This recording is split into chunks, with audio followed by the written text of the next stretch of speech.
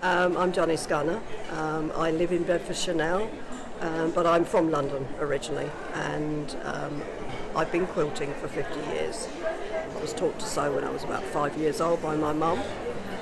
We did things together, like simple bits of embroidery and things, and it just led me on to a love for textiles. I'm standing next to a quilt called Venice, which is my favourite quilt. It lives on my bedroom wall. It's fabric that, some of it I've dyed myself, and African fabrics, and it's also some fabric hand dyed by another quilter called Heidi Stoll-Weber.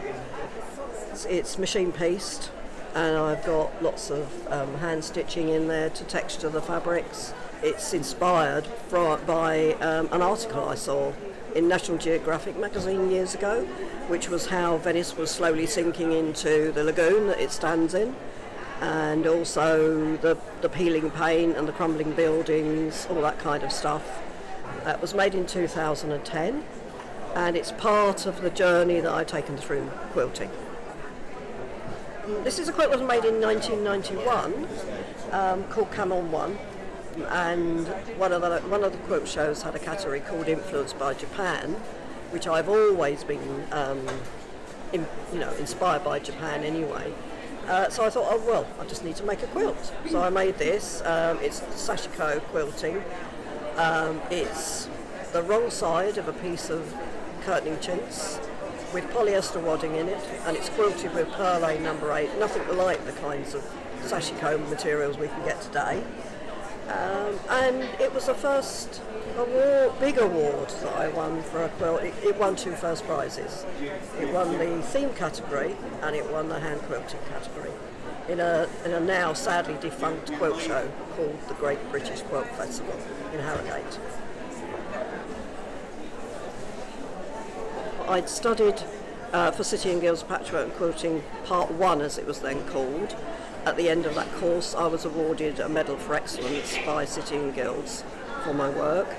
I went on to do the next stage in patchwork and quilting, and at the end of the course, my tutor said, why didn't I apply for the Charles Henry Foyle Textile Award, which I did, and I made Sky Escape 1, which is the first quilt in the series of these ones that you can see here. It won several prizes, and it also was awarded the Technical Excellence Prize in the Charles Henry Foyle Textile Award. And from that, I suppose, was kind of the turning point in the way that I worked. I've always loved log cabin, but I wanted to be able to experiment with it and make it a bit more up to date. So it's very early improv quilting, basically. Free cut and lots of strips, lots of pieces onto a black background, and the inspiration for the series of quilts was the Isle of Skye in Scotland, from a family holiday. Took lots of photos and ideas of the colours that we saw when we were there, and there were 5 quilts in the series. Most of them have won awards, and some of them have got some silk in them as well, because I like the interplay of the light on the silk fabric with the matte-ness of the cotton. I went to America on a quilt tutor scholarship, and I was asked by a magazine in America to write an article about it, on a how-to, and it ended up being called Wobbly Log Cabin. It's actually called Liberating Log Cabin, or Log Cabin with Attitude. So if I move over here, is one of my African Odyssey series, and these are all fabrics mostly from the Gambia, that I bought from a good friend of mine who used to run a business called the African Fabric Shop, and they're dyed with indigo and kola nut by a gentleman called Musa Jaite in Gambia, and he's probably the only remaining dyer using these particular materials today. It's got a little piece of Nigerian fabric in it as well. And this is an ongoing series. There were originally 5 quilts in the series, but I've gradually added more onto it, and each quilt has got a name as well. So that's one thing. I do like to name my quilts. And there's lots of machine quilting and lots of hand stitching in this one as well. But the piece I'm standing in front of now is called The Last Drop, for the reason that I had an indigo vat which I wanted to exhaust, and exhaust means keeps using the dye until there's no colour left in the vat. So that's why it's this much softer blue on the inside and slightly darker on the outside. And then the contrast fabric is a Japanese print, which I happen to have in my collection, and it just worked really well with the indigo. This piece is called Her Eyes Are Closed, She's Sleeping. Back in 2018, I had bacterial meningitis and I was put into a medically induced coma. Was very ill, and fortunately I survived, as you can see. And I couldn't do very much, so I sat at home with my iPad, playing around with some of my own images and putting them into various apps that I'd got on the iPad, and eventually used a vector program to distort all those shapes. And then I sent the designs off to a company in London and asked them to print them onto fabric for me so that I could quilt them. And this is one of a series of probably at least 6 quilts.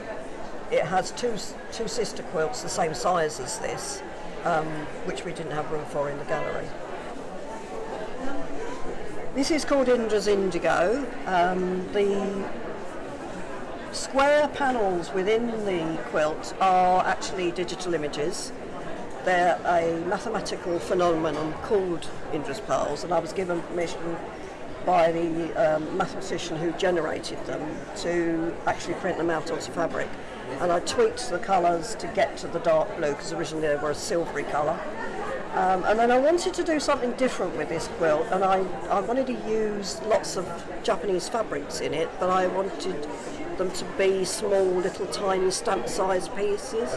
So basically what I did was I strip-pieced all the fabric and then cut it up and re-stitched it back together again, which is that strange thing that a lot of people can't fathom out why we do in patchwork and quilting. And this piece of work belongs to Bernina, UK. It was bought for their collection. This is my homage, my latest piece of work, which was made last week. I like working to deadlines, and the Japanese word for indigo is ai.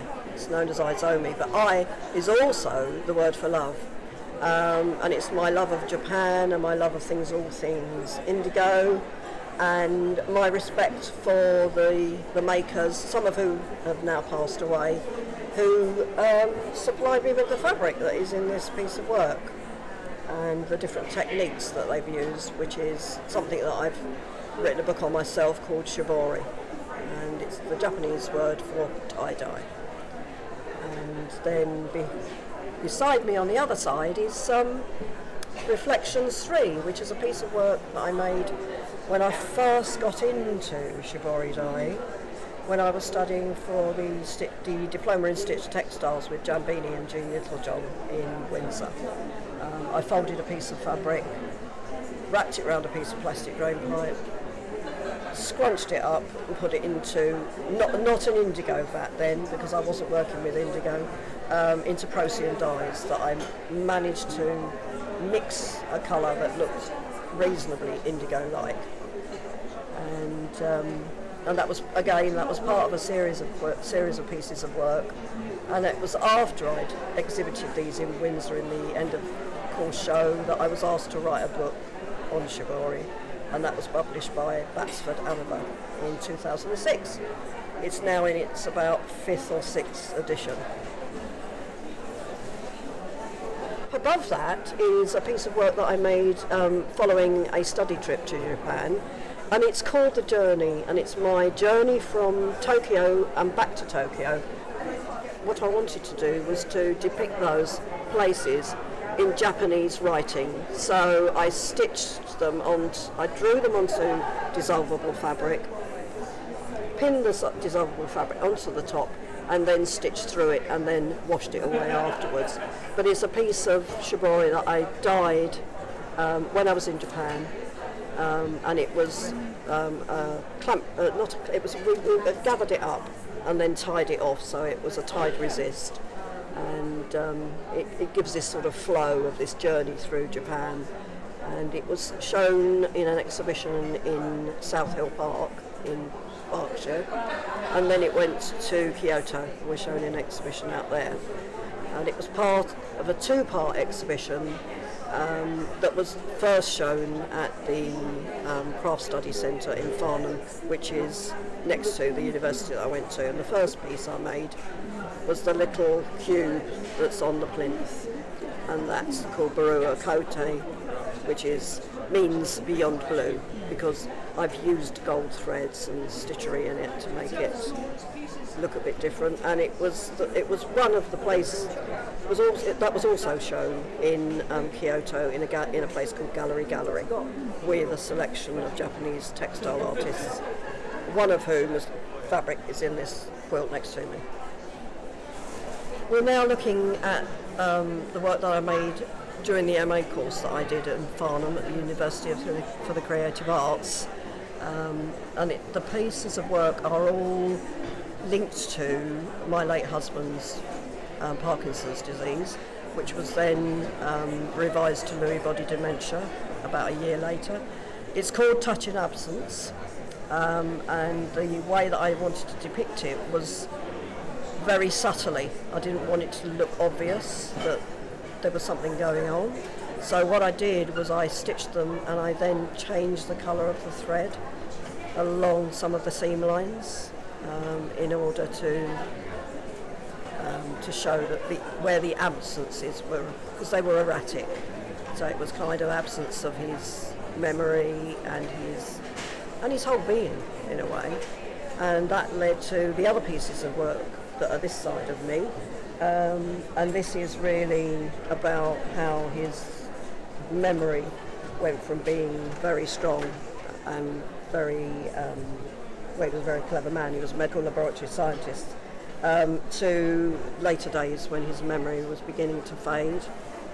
And the little tray with all the little cushions in it is a kind of game, if you like, to take out the little cushions and feel them. It's a textural sort of game, and to imply things that somebody might have felt in their past, and they go back in the boxes, but they don't have to go back in the same box. They can go somewhere else, and they're all dyed with natural dyes, plant dyes and things like that. I hope you've enjoyed seeing my quilts. You can follow me on Instagram, and you can also have a look at my website to find out more information.